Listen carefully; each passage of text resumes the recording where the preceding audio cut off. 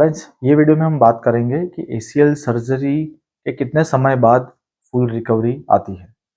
तो इजीली समझने के लिए हम रिकवरी को 3 पार्ट में डिवाइड करेंगे, फेज 1, फेज 2 और फेज 3। फेज 1 रिकवरी यानी सर्जरी से लेकर अप्रोक्सीमेटली 3 से 4 हफ्ते का समय होता है। सर्जरी से लेकर 3 से 4 हफ्ते तक घुटनों को एक लंबे ब्रेस में रखा जाता है, जिसको AKBK नी ब्रेस या तो लॉन्ग नी ब्रेस कहा जाता है।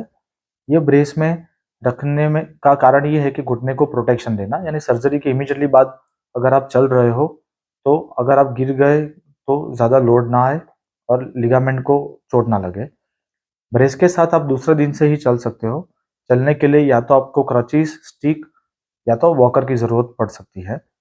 वॉकर के साथ चलने में और ब्रेस के साथ चलने में तकरीबन 2 से 3 वीक का समय लगता है। अगर सिर्फ लिगामेंट का ऑपरेशन किया है तो तकरीबन 10 से 15 दिन के लिए वॉकर सपोर्ट की जरूरत पड़ती है।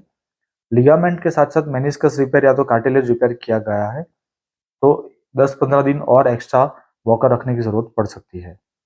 ये जो ब्रेस का समय है वो तकरीबन 3 हफ्ते का होता है।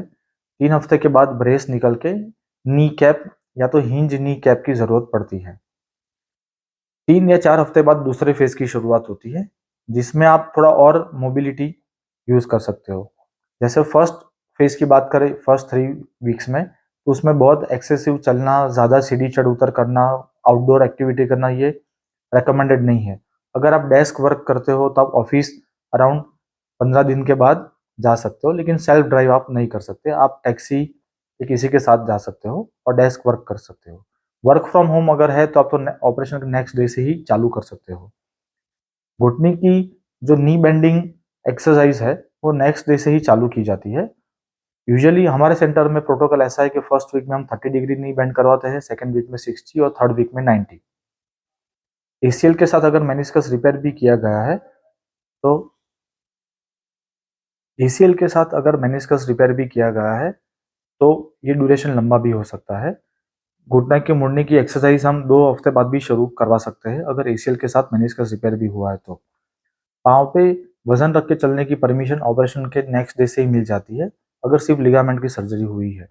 लिगामेंट के साथ साथ अगर मेनिस्कस रिपेयर की भी सर्जरी हुई है तो नॉन वेट बेरिंग यानी पाँव जमीन पे रखना 10-15 दिन बाद भी शुरू किया जा सकता है। तो ये मित्रों थी फेज 1 के एक्टिविटीज।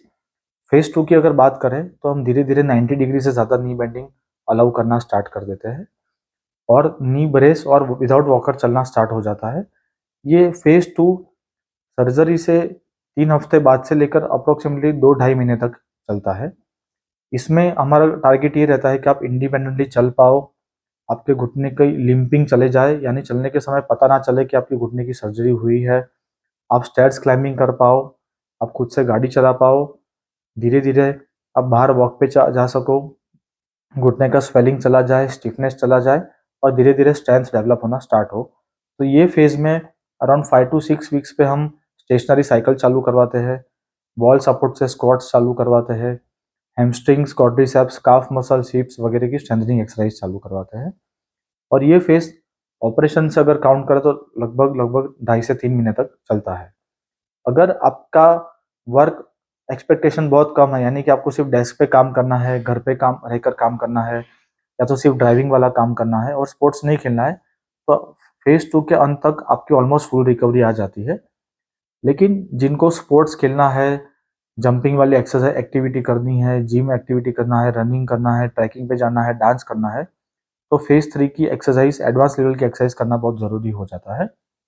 फेज 3 की एक्सरसाइज में हम एडवांस लेवल की स्ट्रेंथनिंग एक्सरसाइज, बैलेंसिंग एक्सरसाइज, जिसमें आप एक लेग के ऊपर, ऑपरेशन वाले लेग के ऊपर खड़े रह के बैलेंस कर पाओ, एक लेग के ऊपर आप हॉपिंग कर पाओ, दोनों लेग से जंपिंग और लैंडिंग कर पाओ, एक लेग से लैंडिंग कर पाओ, क्रिस क्रॉस मूवमेंट जैसे फुटबॉल में आप करते हो, वो सारी एक्टिविटी आप बिना डरे और फुल कॉन्फिडेंस से कर पाओ, ये टारगेट रहता है। ये फेज 3 3 महीने के बाद से लेकर 7 से 8 महीने तक चलता है, यानी सर्जरी से काउंट करें तो अप्रोक्सीमेटली 7 से 8 महीने तक ये चलता है।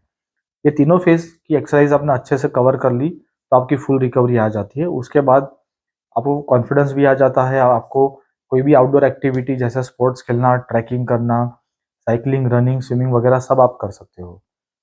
तो सभी पेशेंट की एक्सपेक्टेशन अलग होती है और उनकी एक्सपेक्टेशन के हिसाब से उनकी रिकवरी भी अलग होती है। कोई अगर सिर्फ डेस्क जॉब करता है तो उनकी फुल रिकवरी 3 महीने में आ जाती है, और कोई हाई लेवल का स्पोर्ट्स प्लेयर है तो उनकी फुल रिकवरी 7 से 8 महीने में आती है।